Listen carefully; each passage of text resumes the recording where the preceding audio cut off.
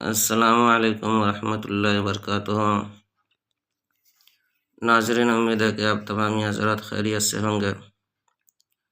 میں عامل شفیع احمد دربھنگہ بہار انڈیا سے، اور آپ دیکھ رہے روحانی عملیات کی دنیا، عامل شفیع احمد چینل۔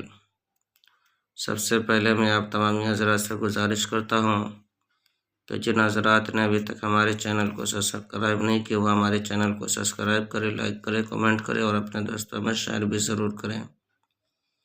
ناظرین، آج ہم آپ سے بات کرنے والے ہیں نقش آتشی لکھنے کے بارے میں۔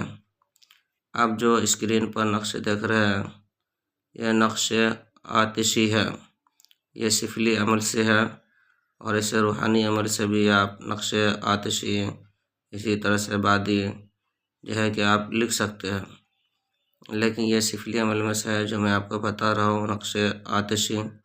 اس کو جو ہے کہ آپ لکھ کر کے اور 40 دن تک جو ہے کہ آپ کو روزانہ 40 نقش لکھنا ہے، اور اس کو جو ہے کہ آٹے کی گولی بنا کر کے دریا میں ڈالنا ہے۔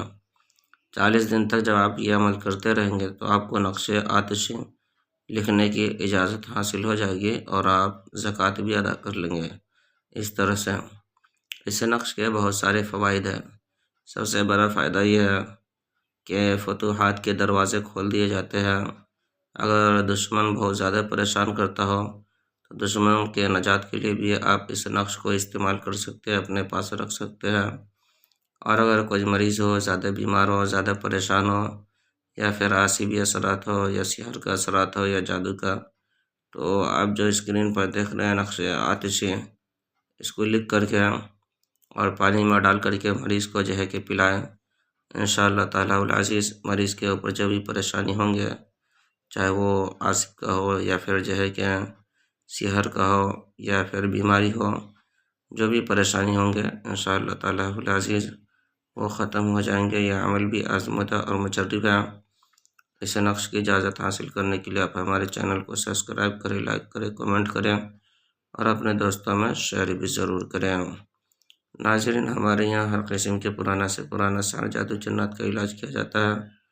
روحانی عملیات، وظائف و معقولات کے ذریعے سے تسلی بخش علاج کیا جاتا ہے۔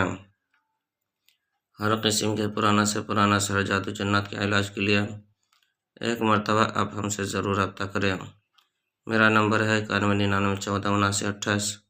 میں عامل شفیع احمد دربھنگہ بہار انڈیا سے، اور آپ دیکھ رہے روحانی عملیات سینٹر عامل شفیع احمد چینل۔